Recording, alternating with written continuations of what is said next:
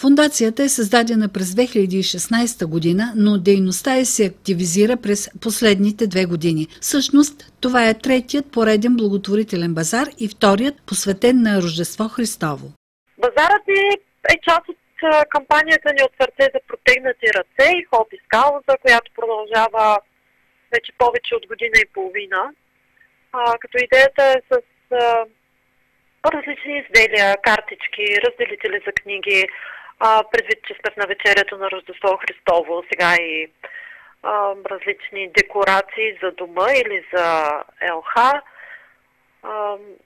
Всъщност ние набираме средства за диаконийната дейност, т.е. това е социалната дейност на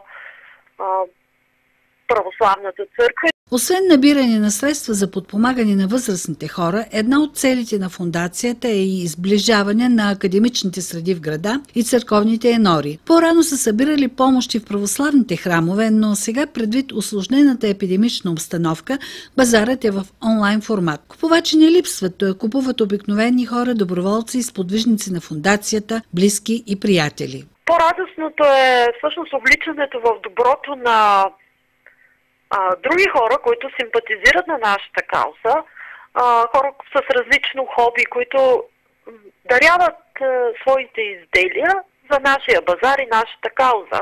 Едно от мотото на фондацията е, че доброто не е кампанийно, че добро не трябва да се прави само на вечерието на празниците, но и целогодишно.